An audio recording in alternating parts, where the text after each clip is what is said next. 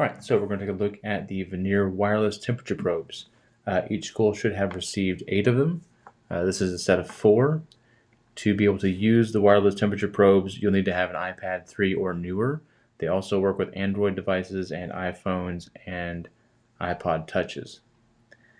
When you have a device that would work with it, you also will need to make sure that that device has the Bluetooth turned on, because the Bluetooth is the way that it communicates with the device.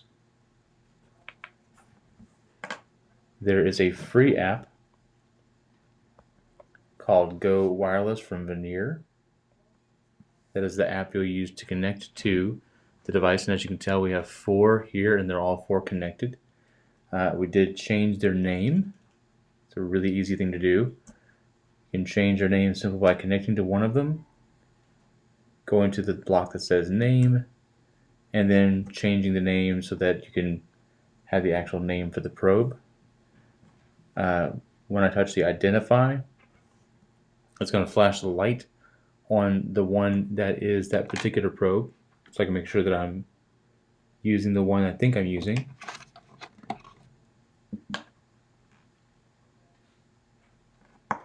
And right now, without being connected directly to any of them, I can see the temperatures across all 4.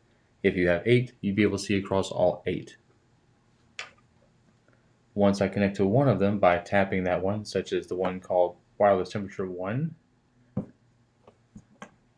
I'll get a graph, and it is reading in Celsius currently, but if I tap the thermometer, it'll flip over to Fahrenheit.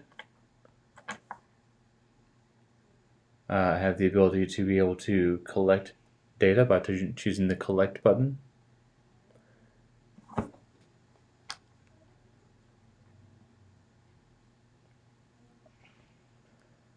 And then to stop collecting,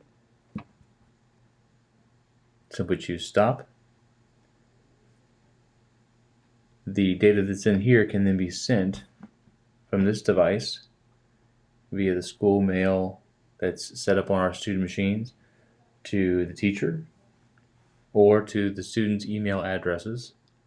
Notice it already has the attachment for a spreadsheet file called a CSV.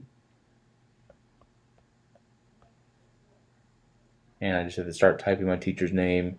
It'll pull up in there. I can add that and then send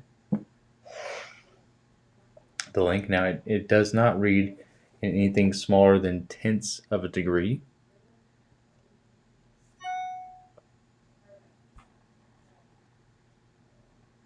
And in the corner, I have the ability to go back and touch the icon that allows me to be able to go and change some of the setup for the wireless temperature probe.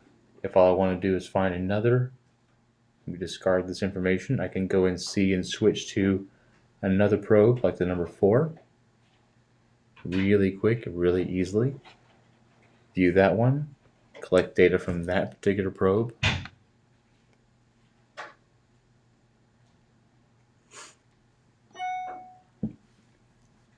And again, email that to my teacher or to my own Office 365 email.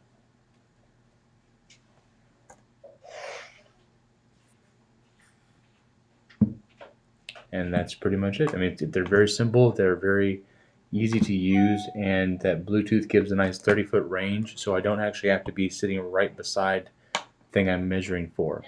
Now, I can't record data from more than one probe at a time. That's a bit of a downside, but that is part of how it works. But again, I can use the iPads, such as the STEM iPads, or even an Android or iPhone.